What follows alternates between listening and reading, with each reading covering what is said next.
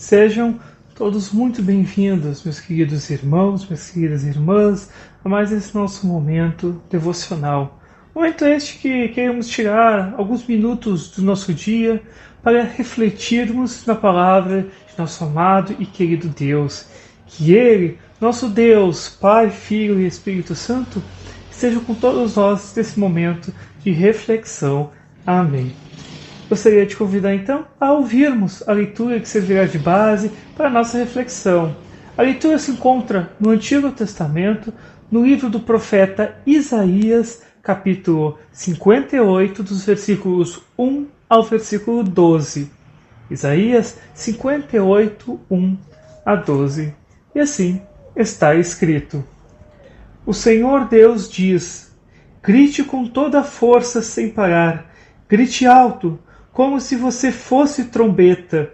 Anuncie ao meu povo, os descendentes de Jacó, os seus pecados e as suas maldades. De fato, eles me adoram todos os dias e dizem que querem saber qual é a minha vontade, como se fossem um povo que faz o que é direito e que não desobedece às minhas leis. Pedem que eu lhes dê leis justas e estão sempre prontos para me adorar. O povo pergunta a Deus: que adianta jejuar se tu nem notas? Por que passar fome, se não te importas com isso? O Senhor responde: a verdade é que nos dias de jejum vocês cuidam dos seus negócios e exploram os seus empregados. Vocês passam os dias de jejum discutindo e brigando e chegam até a bater uns nos outros. Será que vocês pensam que, quando jejuam assim, eu vou ouvir suas orações? O que é que eu quero que vocês façam nos dias de jejum? Será que desejo que passem fome, que se curvem como um bambu, que vistam roupa feita de pano grosseiro, se deitem em cima de cinzas? É isso o que vocês chamam de jejum? Acham que um dia de jejum assim me agrada? Não. Não é esse jejum que eu quero. Eu quero que soltem aqueles que foram presos injustamente, que tirem de cima deles o peso que os faz sofrer, que ponham em liberdade os que estão sendo oprimidos, que acabem com todo tipo de escravidão. O jejum que me agrada é que vocês repartam a sua comida com os famintos, que recebam em casa os pobres que estão desabrigados, que deem roupas aos que não têm e que nunca deixem de socorrer os seus parentes. Então, a luz da minha salvação brilhará como o sol, e logo vocês todos ficarão curados. O seu Salvador os guiará, e a presença do Senhor Deus os protegerá por todos os lados. Quando vocês gritarem pedindo socorro, eu os atenderei. Pedirão a minha ajuda e eu direi: estou aqui. Se acabarem com todo tipo de exploração, com todas as ameaças e xingamentos, se derem de comer aos famintos e socorrerem os necessitados, a luz da minha salvação brilhará e a escuridão em que vocês vivem ficará igual à luz do meio-dia. Eu, o Senhor, sempre os guiarei, até mesmo no deserto, quando lhes darei de comer e farei com que fiquem sãos e fortes. Vocês serão como um jardim bem regado, como uma fonte de onde não para de correr água. Em cima dos alicerces antigos, vocês reconstruirão cidades que tinham sido arrasadas. Vocês serão conhecidos como o povo que levantou muralhas de novo, que construiu novamente casas que tinham caído. Até aqui então a nossa leitura, e gostaria de convidar nesse momento a cantarmos um hino. Jesus, em tua presença, reunimos-nos aqui, contemplamos tua face e rendemos-nos a ti, pois um dia a tua morte trouxe vida a todos nós e nos deu completo acesso ao coração do Pai.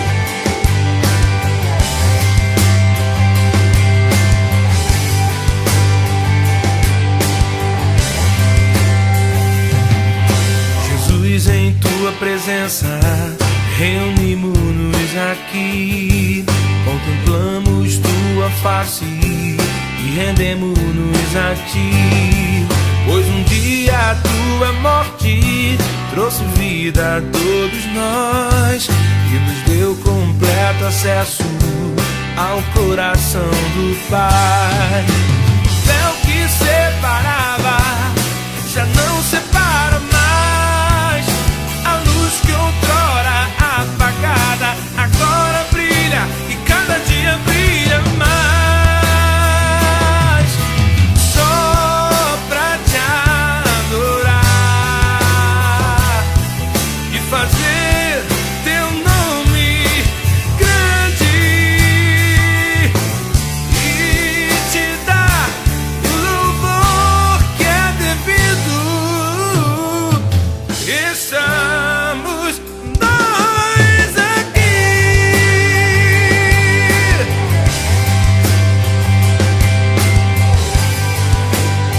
Yeah, yeah. Jesus, em tua presença reunimos-nos aqui, contemplamos tua face e rendemos-nos a ti, pois um dia tua morte trouxe vida a todos nós e nos deu completo acesso ao coração do Pai. O véu que separava já não separa mais. A luz que outrora apagada agora brilha e cada dia brilha mais. Só pra te adorar e fazer teu nome grande e te dar o louvor que é devido. Estamos nós aqui. O véu que separava já não separa mais. É a luz que outrora apagada agora brilha e cada dia brilha mais. Só pra te adorar e fazer teu nome grande, Grande, grande, e te dar o louvor que é devido. Estamos nós aqui. Estamos nós aqui. Estamos nós aqui. Estamos nós aqui. Estamos nós aqui. Estamos nós aqui. Estamos nós aqui. Estamos nós aqui.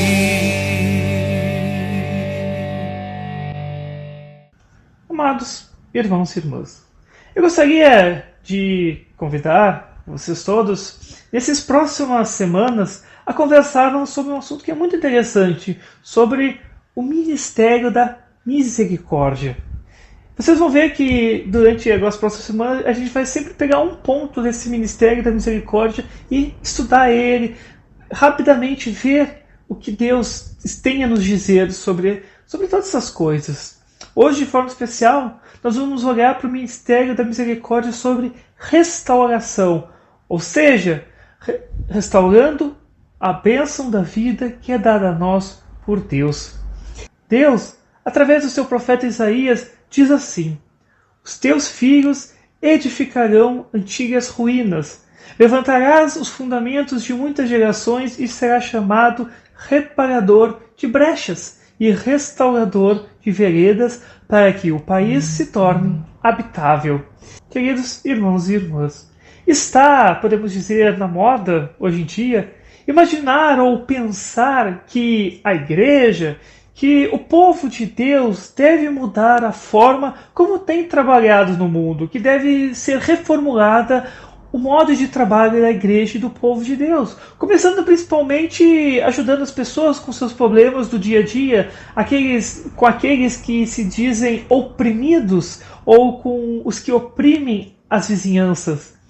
É por isso que eu convido a olharmos e vermos que esse ministério da misericórdia é muito mais antigo do que nós podemos imaginar e do que nós pensamos. Os profetas, mais especialmente Isaías e seus contemporâneos, estavam quase que diariamente chamando o povo de Deus para viver nesse ministério. Não de uma forma vazia, não de uma forma robótica, mas de uma forma concreta, de uma forma viva, viverem de fato esse ministério. Amados, não é como se a situação antigamente fosse realmente tão diferente da que enfrentamos hoje em dia. Hoje, assim como nos tempos antigos, o povo de Deus busca diariamente a Deus e tem prazer em conhecer e viver nos caminhos de Deus. Porém, isso não significa que não podemos, infelizmente, nos perder nesses caminhos e acabar tornando-os em um caminho egoísta, em algum tipo de, digamos, processo para satisfazer os nossos próprios desejos. Irmãos, a obra do pecado não é uma coisa nova. Não é algo que surgiu agora no século XXI e certamente não deveria surpreender ninguém. Uma brecha, assim como diz Isaías, foi percebida entre Deus e o seu povo. E isso deveria nos incomodar. Isso deveria nos tirar da nossa zona de conforto. Porém, ela é algo que tem sido um problema por muito tempo na humanidade. Por isso, ela tem sido o foco da obra de Deus aqui para todos nós. Desde o dia em que ele deu um passeio no Jardim do Éden, no frescor do dia, e percebeu que faltava uma fruta na árvore que estava fora dos limites para Adão e Eva. Essa é a razão pela qual Deus enviou tantos profetas para falar justamente contra o egocentrismo, o egoísmo e o pecado, e mais uma vez chamar o seu povo à fidelidade. Essa também é a razão pela qual Deus continua a enviar ainda hoje mensageiros para fazer exatamente o mesmo que os profetas e os apóstolos faziam: chamar o povo, chamar seus filhos, chamar nossos irmãos para viverem essa obra de misericórdia no mundo. Essa obra, esse ministério da misericórdia, tem como objetivo restaurar comunidades e pessoas cujas vidas foram destruídas pelo poder do pecado e de Satanás. Se lembrarmos de todas as histórias dos evangelistas, vamos ver que essa obra que Deus nos chama a realizar é a mesma obra que Jesus Cristo fez aqui neste mundo. Os detalhes não são muito diferentes do que Jesus fez e do que a igreja e comunidades fazem hoje, tais como distribuir alimentos, distribuir roupas, ajudar necessitados, dar assistência aos que precisam, enfim. Isso que disse é apenas a pontinha de todo o iceberg. É isso que Jesus fez.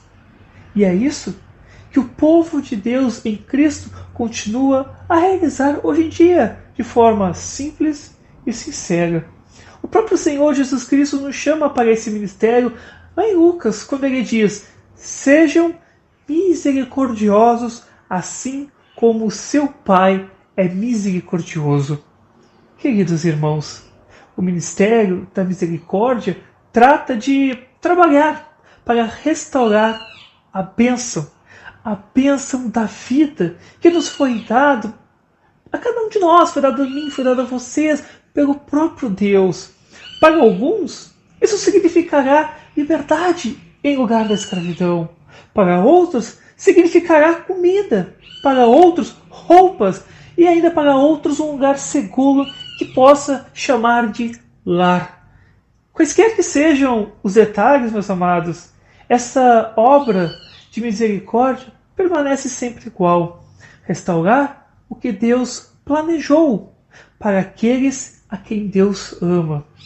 Por fim, então aqui está o desafio para a igreja hoje. Como reconstruirmos tudo isso? Como nós podemos reconstruir tudo isso que Deus deseja para todos nós. Como podemos trabalhar para construir sobre os alicerces das comunidades e dos bairros que muitas vezes estão desmoronando à nossa frente? Amados, em muitos casos, nós, a igreja, nós já estamos lá. Em alguns casos, infelizmente, nossa presença talvez tenha se reduzido a um prédio quase que vazio, ou o que restou de uma congregação que lutou para marcar presença na vizinhança. Em outros casos, felizmente, há um ministério surpreendentemente vibrante que se reinventou para atender às necessidades do povo ao seu redor, dos próximos, das pessoas que vivem ao nosso redor, que criou incrivelmente uma relação, um laço com a vizinhança, com o bairro, com a cidade, por que não? Em cada caso, enfim, todos eles estão respondendo ao chamado para reparar aquela brecha que o pecado criou. Irmãos, existe ainda uma outra peça desse grande quebra-cabeça que vem junto com esse ministério e está em íntima união com esse ministério da misericórdia. É uma peça crítica que jamais deve ser esquecida e, embora seja, digamos, um pós-script dessa proclamação, ela deve sempre servir como um lembrete constante que continua a nos inspirar. Existe esta promessa, a promessa da presença do Senhor para nos levantar e nos sustentar. Nosso próprio Deus afirma: então a luz da minha salvação brilhará como o sol, e logo vocês todos ficarão curados. O seu Salvador, Jesus Cristo, os guiará, e a presença do Senhor Deus Todo-Poderoso os protegerá por todos os lados. Quando vocês gritarem, pedindo socorro, eu os atenderei. Pedirão minha ajuda e eu direi: estou aqui. Em nome e por amor de Jesus Cristo. Amém. Convido nesse momento a cantarmos mais um hino.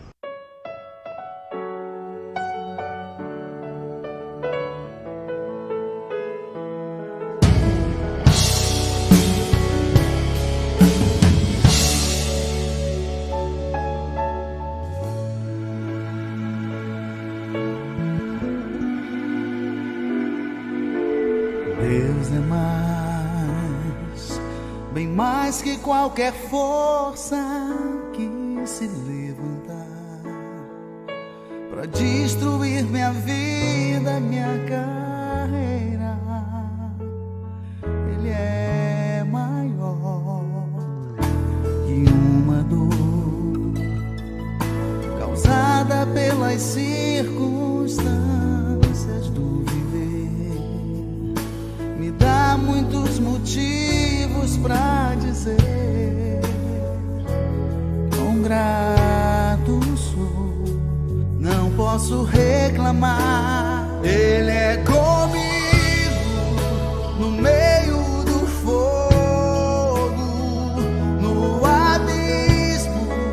Ele é o meu socorro, meu escudo inquebrável, meu guarda fiel, o autor de uma fé que move a terra e o céu, meu sustento na minha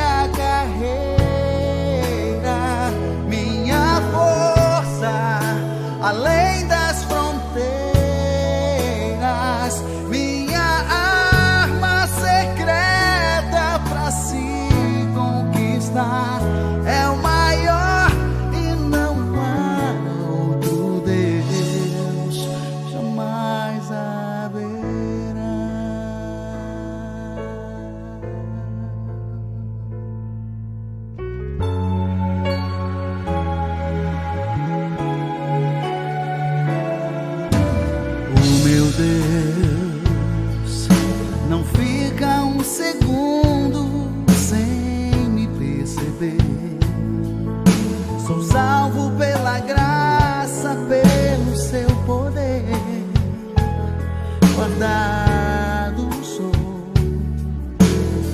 O meu Deus me leva em seus braços quando os meus pés começam a pisar sobre espinhos.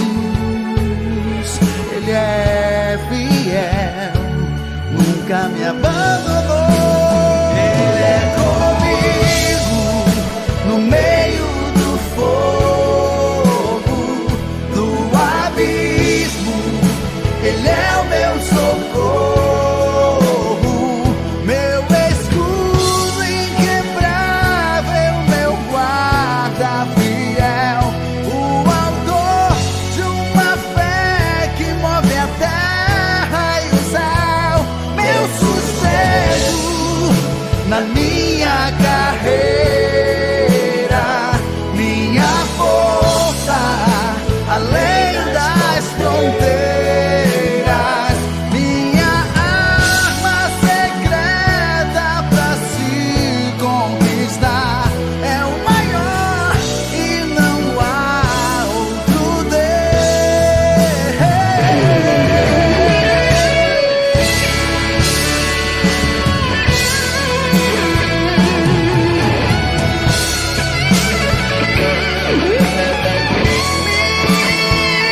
Arma secreta pra se conquistar. É o maior e não há outro Deus. Jamais haverá. Jamais haverá.